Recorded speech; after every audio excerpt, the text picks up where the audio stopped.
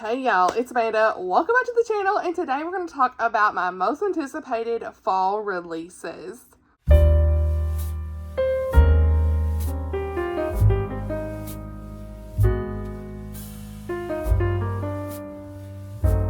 Alright y'all, so we have got the fun, comfy hoodie, sweatshirt, whatever. Actually, a hoodie ain't got no hood, but we have got the pumpkin spice hoodie, okay, or hoodie, sweatshirt, whatever, you know what I'm saying. We are prepared for this video, okay. All I need is a PSL. That's all I need. I'm waiting. And are they out already? It should be any day now, if they ain't. Anyway, I haven't been to Starbucks hardly at all this year, but the fall, they get me.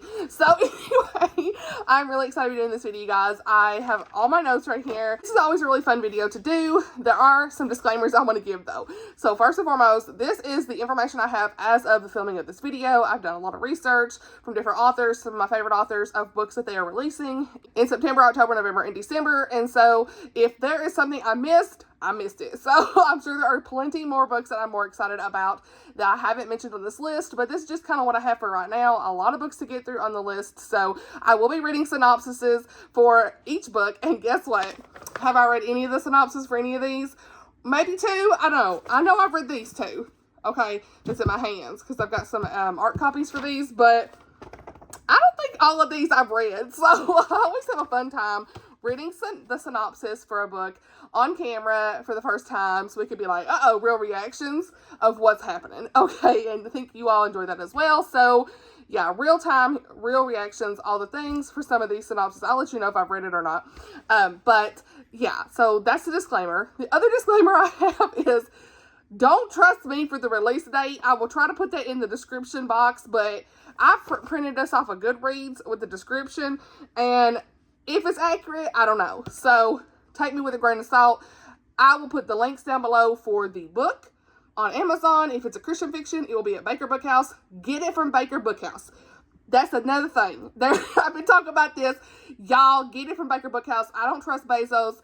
Look, if we got to use Amazon, fine. I will link it for you, but I highly recommend for Christian fiction that y'all be checking out Baker Bookhouse. A lot of times you'll get like bookmarks, different types of book plates and swag and things like that, like signed. Sometimes, I mean, you just never know what you're going to get, and I absolutely love Baker Bookhouse. The way they package the books, top tier. You don't have to worry about damages. Like, I mean, so many books have been damaged from Amazon that I'm almost this close. I think I am pretty close to, like, not ordering from them anymore just because of all of the damages I've gotten, and I had to send back, like, 6 books in just 2 months. So yeah, I will still link the Amazon for you. They are affiliate links if you do want to shop from there, but like, I don't recommend it. Okay, that's like, it's the only place you can get it, go ahead. But Baker Bookhouse in the US anyway is usually like $10 for Bethany House and Revell, $10 to $11 pre-orders, and you can't beat that. So anyway, moving on. We're going to go ahead and get into this because that's a 3-minute intro, and I'm unhinged. We need to talk about these books. So, first on the list, we have got Christmas at Sugar Plum Manor by Roseanna M. White. I did pre-order this one from Baker Bookhouse, and this says, as the beloved stepdaughter of the Earl of Castleton, Lady Mariah Lyons cherishes her home at Plumford Manor, but her idyllic world will be threatened when the estate passes to Cyril Lightburn. Now, you know I can't pronounce that, and that's the other reason we like these synopses, because your girl don't know how to say nothing. Anyway, and I've not read this one yet. I just pre-ordered for the cover, you know. Anyway, we got honesty here. Estate passes to... Oh, that's a name. That's a place. Okay, so the estate has passed to... We're off to a good start, aren't we? Cyril, C-Y-R-I-L, Cyril, Kyril, I don't know. Lightburn. So that's a childhood friend she's not seen or heard from in years. So once Mariah dreamed their old friendship would kindle into something more, but that was before she heard he was courting the cruel-hearted Lady Pearl. Uh-oh. Look here. We got some tea. Now Mariah is willing to welcome him as a friend and pray he will be the heir her stepfather needs. But she'll keep her heart locked safely away from anyone with such poor taste.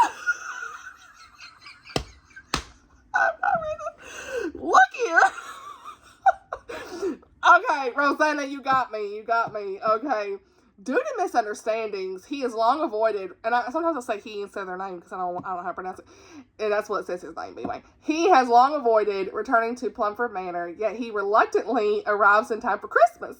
When his friendship with Lady Mariah reignites, he finds himself torn between his affection for her and her family's distance toward him. What?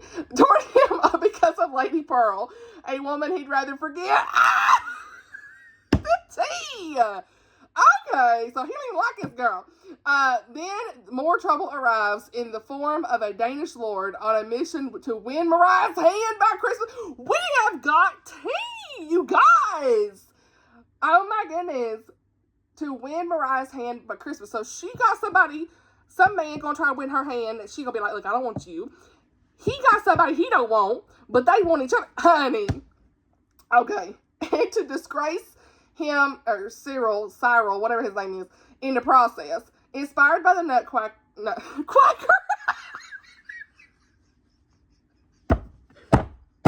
I can't make this up, you guys.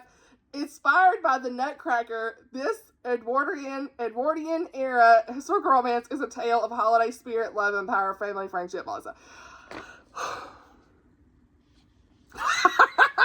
Okay, I'll be getting this. I'm so glad I pre-ordered that. That was a pure cover buy because I love this cover. So, we're off to a good start with some laughs. Okay, now, this next book, I have read the synopsis for this one time. I had forgot. It's been a while. And that is before... Oh, wait. Did I even say when it comes out? I don't think I did. So, Christmas at Sugar Plum Manor comes out September the 1st. I really think it's September 3rd. I think that Goodreads got that wrong. So, anyway. So, now we on to Denise Hunter. Okay, now, here's the thing. Denise Hunter. Me and her have a love-hate here with the with our books. I have really enjoyed her last two releases, but there are some that I just haven't really enjoyed either. So there's at least 3 I've not enjoyed by her. So it's like I'm back and forth with her. I always give authors second chances. Well, not always, but 9 times out of 10, I will give an author a second chance. And so she's one that I'm glad that I did when I heard that some of my friends are really enjoying her newer releases. So I'm hopeful for this next one.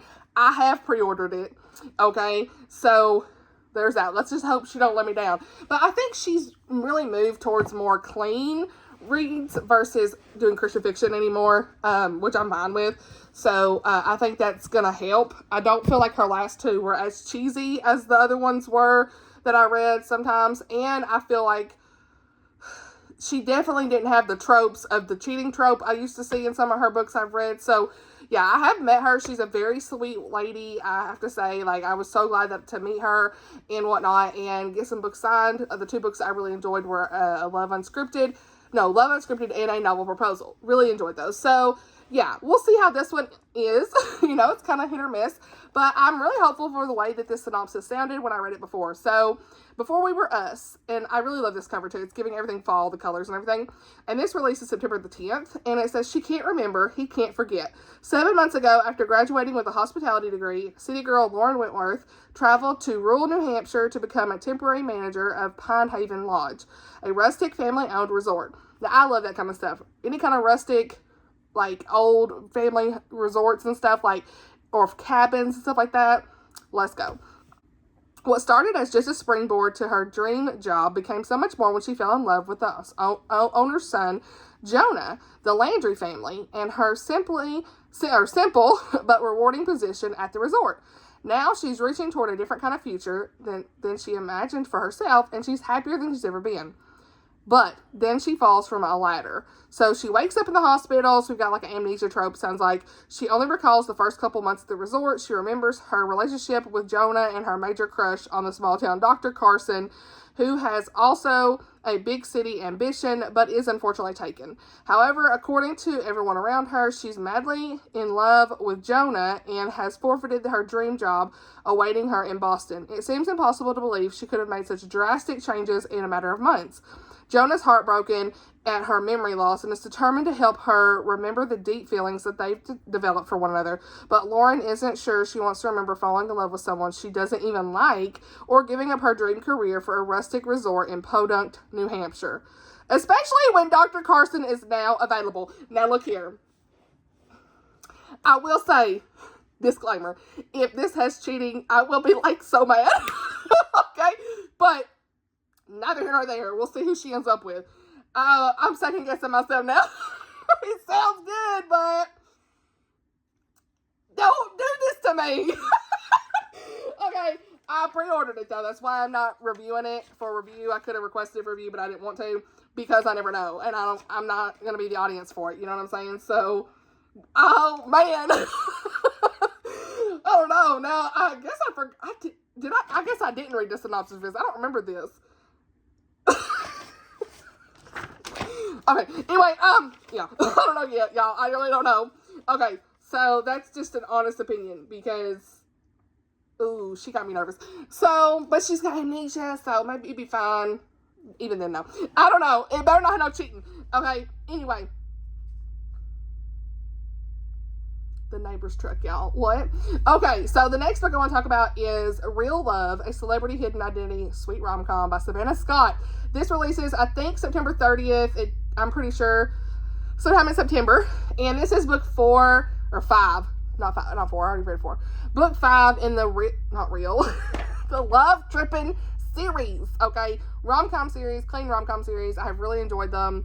I have reviews for all 4 books on my blog. I'll link that down below if you want to check that out. But I've really enjoyed each book to a certain extent, depending on the trope.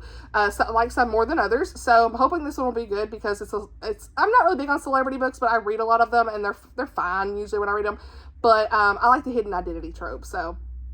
Okay, someone I've never met, actually maybe the love of my life, girl. Everyone knows me as Elena Graves, world famous actress. I live in the limelight in the glow of my parents' Hollywood legacy. Wherever I go, people recognize me, scream my name, follow me relentlessly. My collection of baseball caps and sunglasses rival that of any major league player. Everyone knows me but him, because he has no idea who I really am. I read the synopsis of this.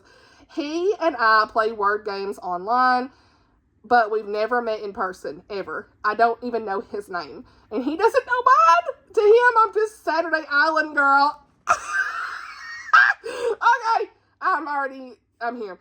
Yet, he's becoming the one I go to when I need to talk about my day. The one I think of when something funny happens. My unexpected safe place. I love that stuff. Okay, do I want to meet him? Yes. ... No. When our relationship goes public, I'll either have to drag him under the red carpet with me or walk away. Being Elena Graves means I can't have both love and fame. I'll have to choose. Our relationship has an end date, which is too bad because I think I may be falling for my mystery man. Girl! Real Love is a celebrity, hidden identity, sweet romantic comedy with You've Got Mail vibes. This story has banter, tension, and chemistry while keeping the romance closed door.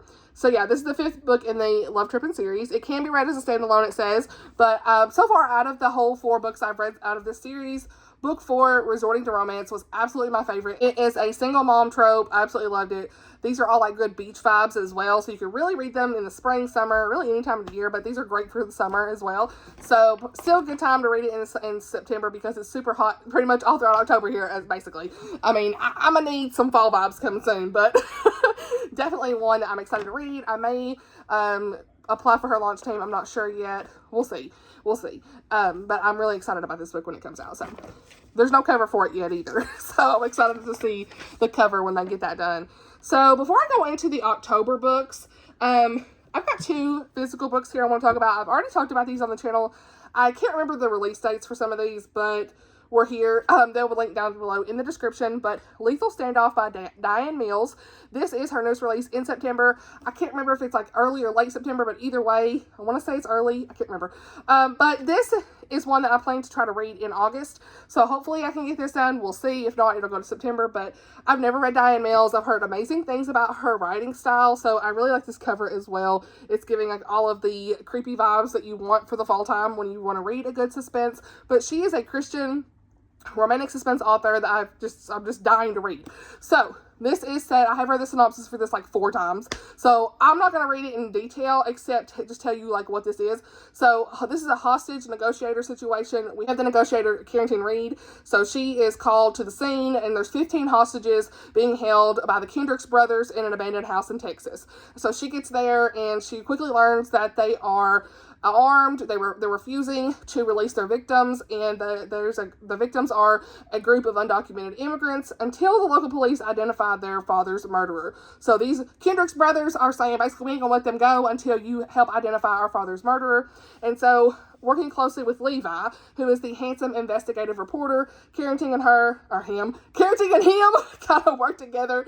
I keep getting hung up on her name, Carrington. I keep getting hung up on that. But they are going to work together to solve all this. Okay, so he has helped, this reporter, Levi, has helped cover some of her previous negotiations in the past, and so she finds herself like really drawn to him, all that stuff. She ends up digging deeper into the death of the Kendricks' father, and she starts to notice some things that are adding up. So yeah, everything kind of goes on from there. I'm really excited to kind of see what happens. She has to get to the bottom of this family's secrets and the truth they're trying so hard to hide before the time runs out with the hostages. Okay, so it sounds like it's going to be very fast-paced, on the edge of your seat kind of stuff. I don't know what the faith content's like in her books, but either way, I'm here for it. I'm really excited. This is published by Tyndale, so hopefully I can get this done either in August or September, either way, before it releases, and I'll let you know my thoughts. So yeah, and then the next we're going to talk about is Waiting for Christmas by Lynn Austin. I love this cover. It's giving classic Christmas. So excited. If you've read All My Secrets by Lynn Austin, I love that book. It's one of my favorite books of the year. Definitely going to be in my final favorite books of the year. I still think about it. It's a multi-generational story, and it had everything I wanted in a good Christian historical fiction story about family. And I say this is kind of like one to read if you've read that book, but you could read this, I think, without reading it, because it says it's a standalone Christmas story, but I know that if you've read All My Secrets, that this is definitely one that you're going to enjoy, they say. So this comes out, this says on the back releases in October, but Amazon's saying it's September. I don't know. So we'll just go on with it. It's sometime this fall. Pick it up for Christmas time. This is set in the Gilded Age, and it's a novella set in 1901 in New York's Fifth Avenue. So I will read the synopsis for this one. For the first time in her privileged life, Adelaide Forsyth won't be swept up in it. She couldn't be happier about the prospect of a quieter Christmas. This is another reason I can't say words. Okay, she is excited about basically a quieter Christmas, but that's not to say her transition from Miss to Mrs. has been without challenge. Though she doesn't regret marrying for love instead of wealth, she can barely light the hearth or cook more than burnt toast. So she feels woefully unprepared to run her household. That's going to be funny to see. On the first Sunday of Advent, winter winds bring change through two unlikely means: a young orphan boy hiding near her front steps and a seasoned housekeeper who seems too good to be true. This boy, Jack, claims he's not an orphan at all, but he's desperate to be reunited with his family. Adelaide and her husband Howard work tirelessly to solve the riddle of Jack's story, while Adelaide's new endeavors open her eyes to a world beyond her past experience and the challenge and possibility it holds. So, yeah, I think it's going to be a good one. I don't know when I'm going to read it, if it's going to be September or October. I don't know. I really want to try to get to it. I'm not really in a Christmas mood just yet, but it's hard because the September books come out, or September books. The Christmas books come out in September, so you're usually just kind of like, do I read it or not? But this is one that I'm really interested to read, so yeah. And since I did pick it up to read and review, I probably need to get it done at least by October. So you all are ready to pick that up whenever you want to. So, okay, now I'm all over the place. More books. Okay, so the next we're going to talk about, it releases October the 1st, and it is Hope Like Wildflowers by Pepper Basham. I am so excited for this. This is one of the most anticipated books I've had since I finished reading Heart of the Mountains by her. Laurel's Dream and Heart of the Mountains are two books in her My Heart Belongs in the Blue Ridge series, and it's been a little bit since she finished Heart of the Mountains, and so this is book 3, which is Kizzy's story, who is one of the sisters that's kind of like, you mysteriously don't know much about her, and you really want to know her story, and by the end of book 2, you're dying to know her story. So for me, you do need to read book 1 and 2 before you read this, but I don't know that I'm going to read so much of the synopsis, but just because it's book 3, but it's an Appalachian girl seeks a place to belong. So we're in 1910s Appalachia and Kizzy has basically spent her childhood longing to see the mountains. Ooh, I don't want to read the synopsis. Just saying something. See, I can't read the synopsis for this. It's gonna spoil something, I think. But it's just essentially her story. There's some things that have went to the like unplanned over here. I can't say. And her world is in uncertainty and heartbreak, and all this stuff. Her love story. She's been disowned by her family. I feel like I can say that. You kind of know that from the beginning, and she's finding acceptance in the home of a nearby family who is going to offer her friendship and point her to a deeper understanding of God's love. And so, I'm not going to read much more. We'll see what happens. Okay, really excited about that one. So then, let's see. Oh yeah. So, in October, we usually have a Jaime Jo Wright book that releases, and I have not read all of her books yet. So this one I probably won't get to anytime soon, but I've pre-ordered it, and I've also pre-ordered Hope Like Wildflowers. So I do have Hope Like Wildflowers on my Kindle. I just haven't gotten to it yet. But regardless, I have pre-ordered it as well because I need it for my shelves. So, Specters in the Glass House. I'm not doing a review for this anytime soon, like I said, though.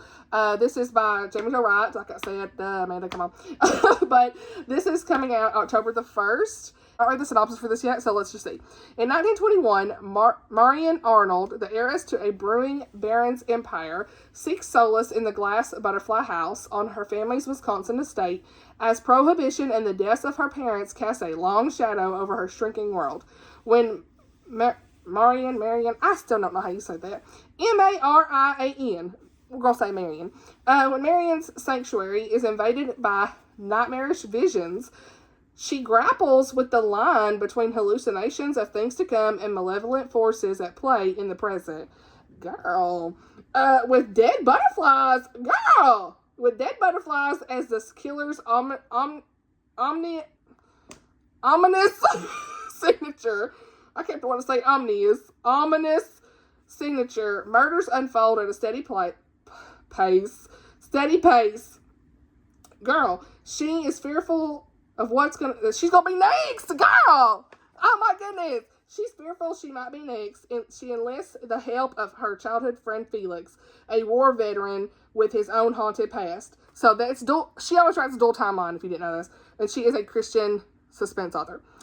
In the present day, researcher Remy Shaw becomes entangled in an elderly biographer's quest to uncover the truth behind Marian Arnold's mysterious life and the unsolved murders linked to the infamous serial killer. Honey, joined by Marian's great-great-grandson, can Remy expose the evil that lurks beneath broken wings?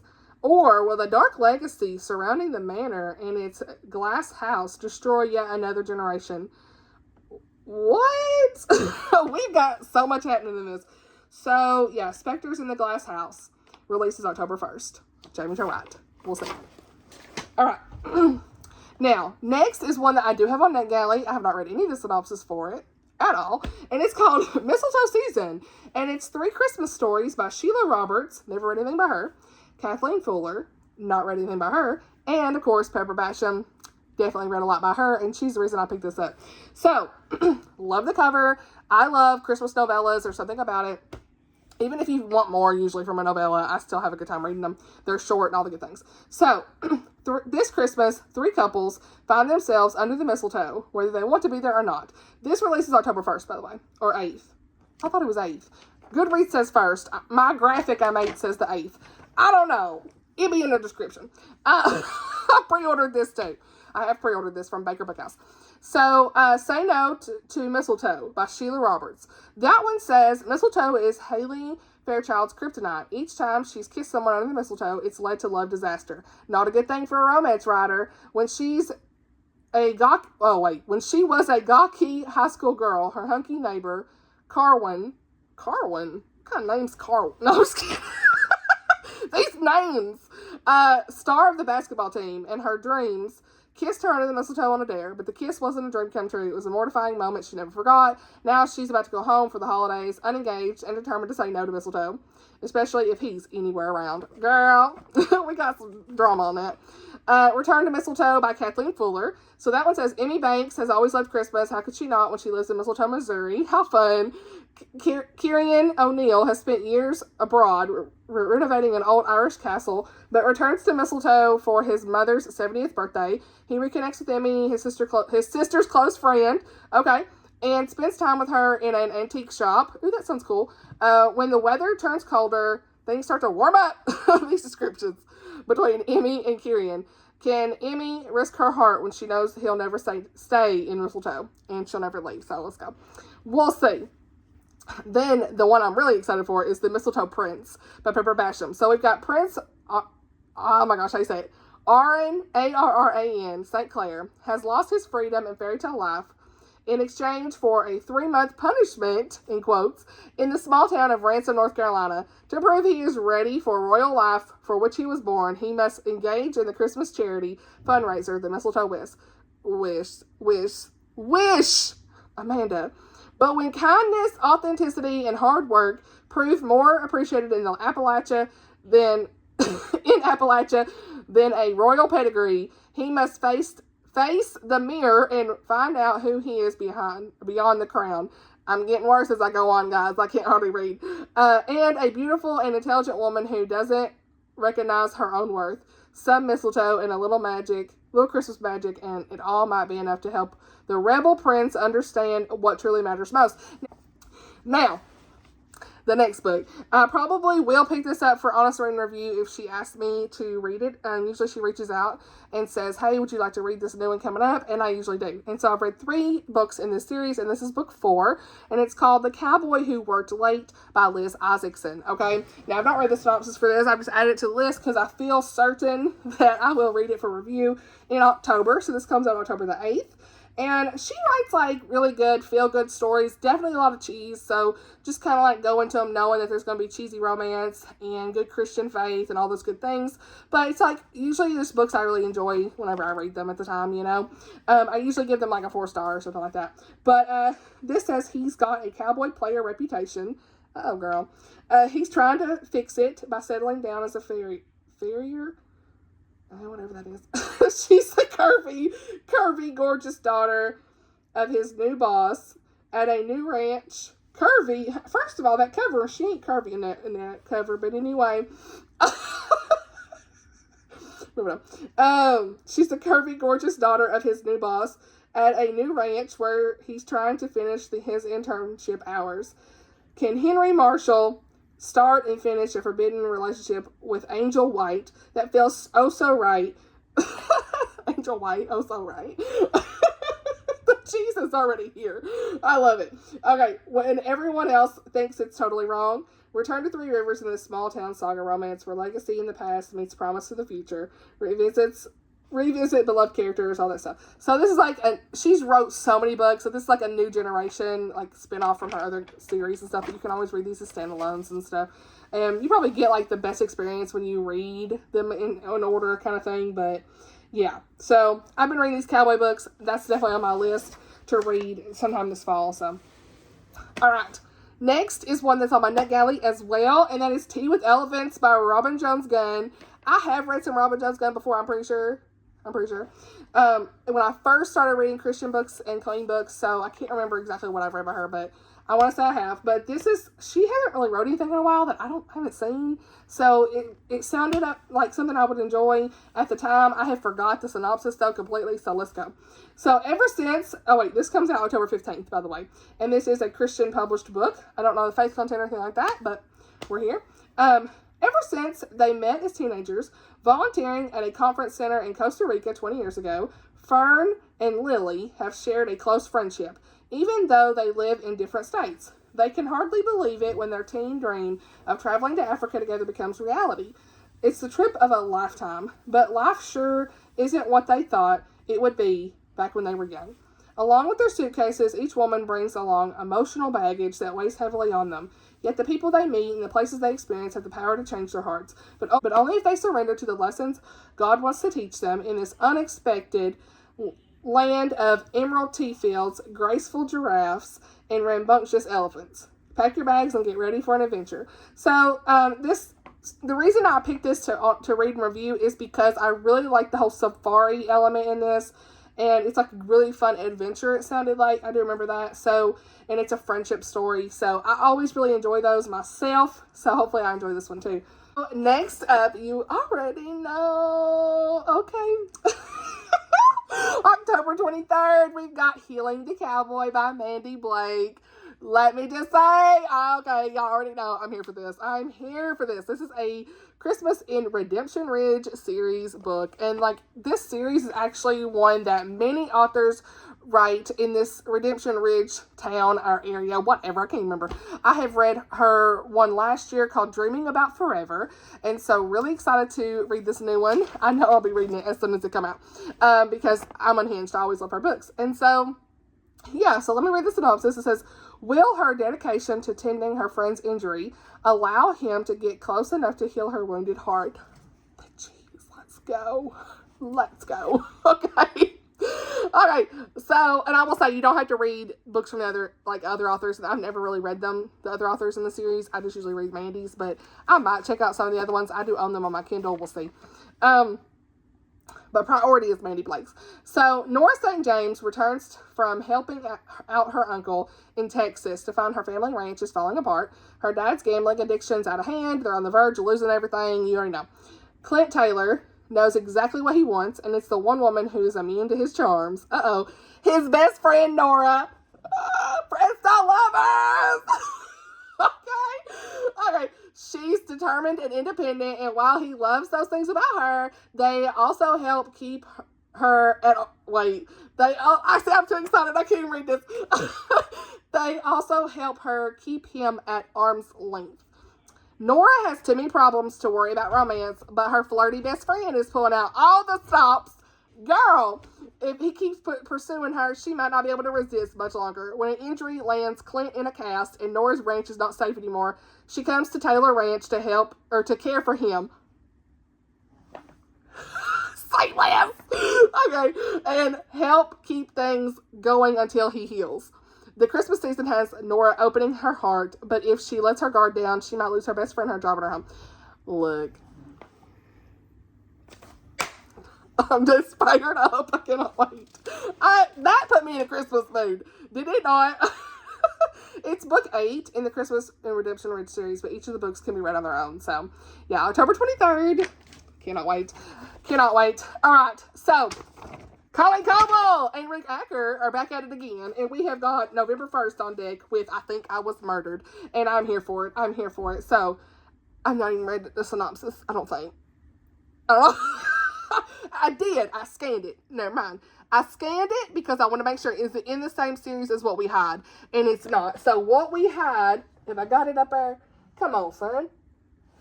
Is it not sitting up there? What we had, where'd it be? It's probably sitting right there and I don't even see it. Y'all, anyway, what we had is somewhere. I read that recently, really enjoyed it. And it's not the next one in the series. I need the next one in the series. They are going to write that, okay? But this one, let's just go on with it. Okay, it's November 1st. And it says it will appeal to fans of Ruth Ware, Laura Griffin, Laura Dave, and Sarah Pierce. Okay, now this is a clean Christian book. But I know some of those other authors are secular, so yeah. All right. So, a grieving young widow. What? That's right. This had AI mentioned. Girl, let me just say. Okay. A grieving young widow, the AI program that allows her to continue to talk to him, and a message she never expected. I think I was murdered. Girl, the AI program telling you I think I was murdered, we got some, oh, girl, honey, if that ain't enough, girl. Okay, just a year ago, Katrina Berg was at the pinnacle of her career. She was a rising star in the AI chatbot startup everybody was talking about. Finally we get an AI story. Okay, I'm just here. Like, come on. Do I use ChatGPT? Sometimes I do. But yeah, we're here. So she was a rising star in the AI chatbot startup everyone was talking about. Married with an adoring husband and had more money than she knew how to spend. Then her world combusted. Her husband Jason was killed in a fiery car crash. Her CEO was indicted, and the girl, as the company's legal counsel, she faces questions as the feds take over and lock her out of her office. The final blow is the passing of her beloved grandmother. This girl been through it. Girl. How many times am I going to say girl? Anyway, her most prized possession in the beta prototype for a new ultra-sophisticated chatbot loaded onto her phone. Wait, what? Okay. The contents of Jason's email. Jason's email. Okay, Jason was her husband. Over here, he was killed. Okay. The contents of his email, social media backups, pictures, and every bit of data she could find were loaded into the chatbot. And so she has talked to girl, what? You've been talking to him on the AI and he gone. Every day for the past 6 months. She has been amazed at how well it works. Even the syntax and words the bot uses sound like Jason. This is creeping me out. Sometimes she imagines he isn't really dead and is right there beside her. She knows it's slowing her grief recovery, but she can't help pretending. Oh my gosh, this bug. I had this on NetGalley already. I need to go on with it. On a particular bad day, she taps out. Tell me something I don't know. It says taps out. I guess types out. I don't know. Tell me something I don't know. The cursor blinks for several moments and seems frozen. I think I was murdered. What?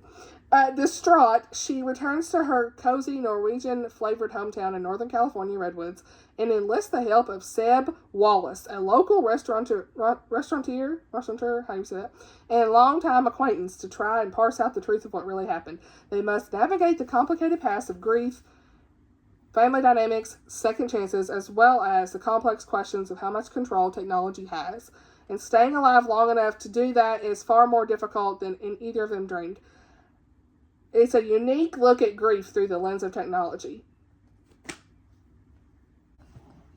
I mean, what do you say? I mean, what a synopsis.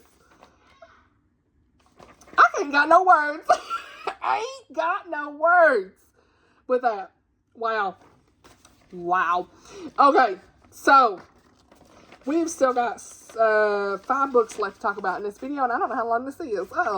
I just can't stop reacting to that. That has shut me out. AI is such a weird thing anymore. I do use ChatGPT to, get ideas on things, but that's scary. It's a bit scary sometimes. I don't like how AI, you can put literally anybody's voice in there and it just talks like you, and it's just like you, and that is weird. So that's kind of it looks like it's tackling some of those topics and stuff. So all right, and I know you already know what this one is. Across the Ages by Gabriel Meyer. Let's go. Book 4 in the Timeless series comes out November the 5th. We're going to have 7 books in this series, so we just still getting started with book 4, so I'm here. So this comes out, did I say that? November the 5th? Did I say that? I'm too excited to remember. So this, I can't really read this. Can I read the synopsis? I don't know. I don't think I'm going to, but I think everybody needs to go in blind with these books. But this series is literally my favorite series of all time. Book 1 is When the Day Comes. When the Day Comes. Book 2 is In This Moment. Book 3 is For a Lifetime. As far as my favorites so far, When the Day Comes is number 1. And then For a Lifetime is number 2, and then I like book 2 is my third favorite of the series so far. For a Lifetime is. So I've given every one of them 5 stars though. That's what am I saying? But I mean, that's not really saying anything. But the timelines in this one is existing in 1727 and 1927. So not gonna say much. These are time travel stories, Christian faith, clean. Sometimes they deal with harder topics. Book 1 does have trigger warning for an off-page sexual assault, so just go into that knowing it. But it's very off-page. There's not a lot of details, but I always want to say that. But the other books don't really have anything like that. The third book was in the witch trials period. It's just a lot of good timelines. I really enjoy and seeing parts of history. We have a 2001 timeline in the second book. There's 3 timelines in the second book. I'm just all over the place. I'm loving the series. It's one of my, I think it's the best Christian fiction series of all time. Highly recommend if you've not started it. Please get on the journey. Hop on this train because you ain't looking back, honey.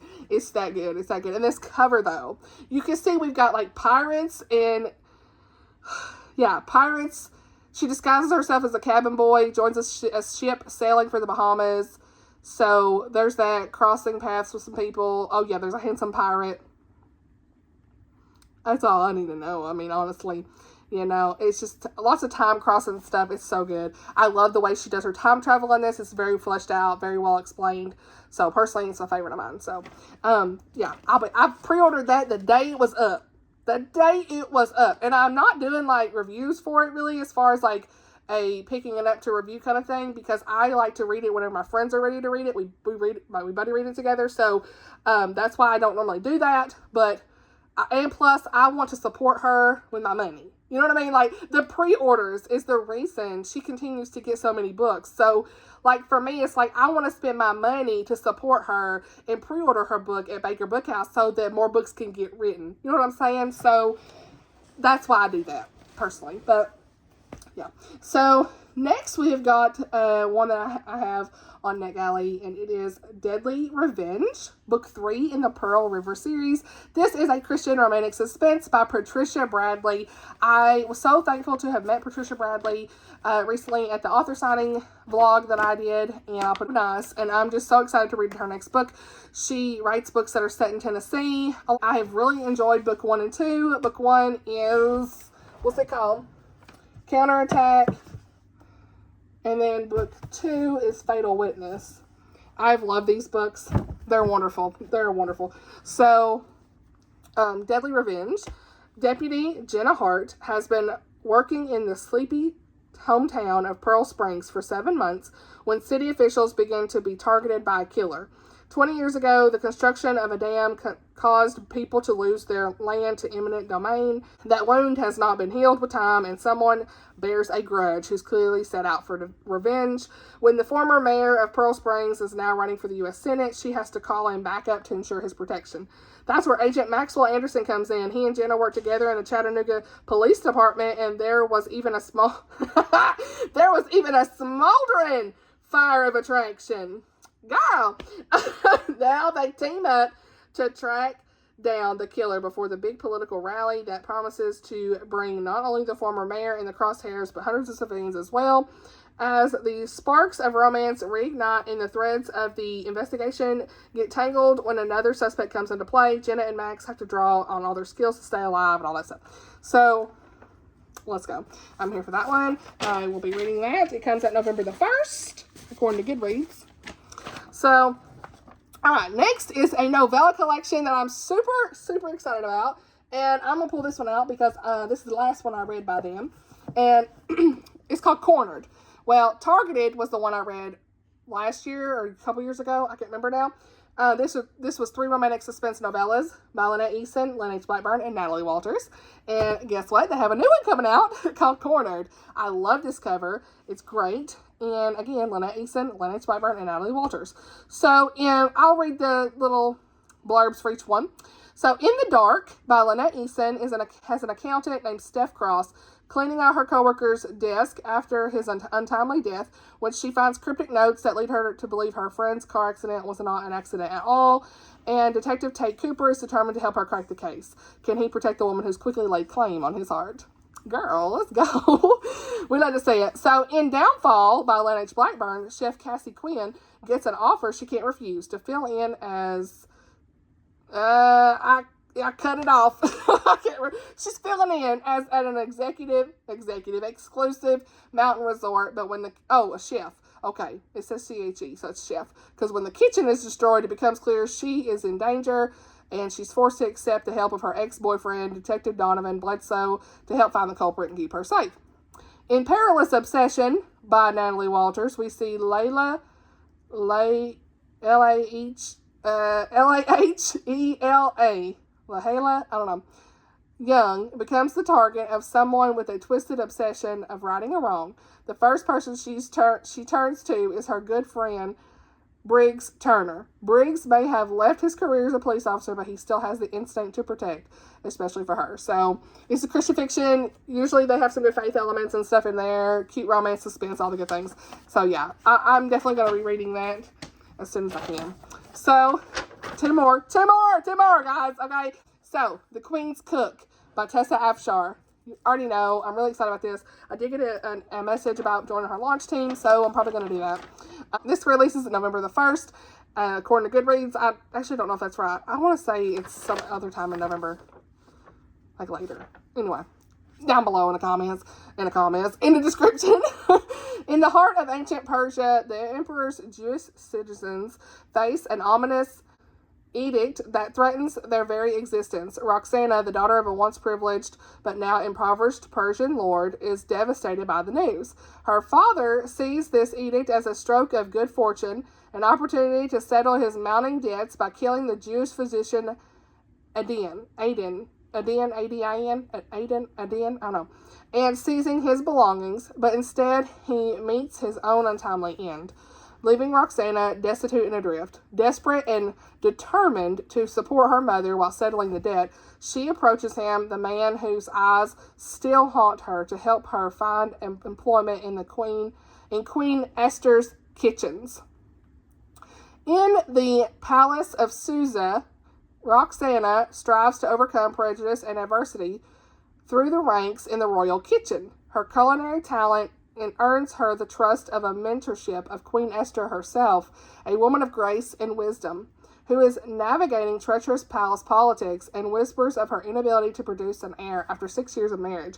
Amid the unfolding connection, Roxana and Aden, uncover a sinister plot against Amestris, the king's most powerful wife and Esther's archenemy. As secrets unravel and alliances are tested, the fate of both of their reigns, the fate of both of them hang in the balance. These synopses I can't read. Okay. Okay, I'm to the end. Sounds so good. I love Tessa's books, so I know this is going to be a good one. And that is a biblical fiction story. Okay. So, for the last one on the list, last but not least, is Cloaked in Beauty by Karen Whitmire. And this is Little Red Riding Hood and Sleeping Beauty Western retelling. Say less.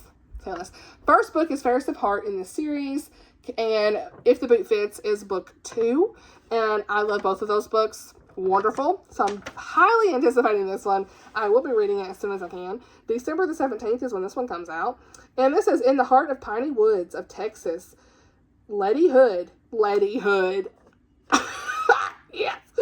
As the names. Little Red Riding Hood. Letty Hood. Okay. She has spent the last 15 years of her life hidden away with her grandmother to escape the deadly schemes of an uncle who wants her dead.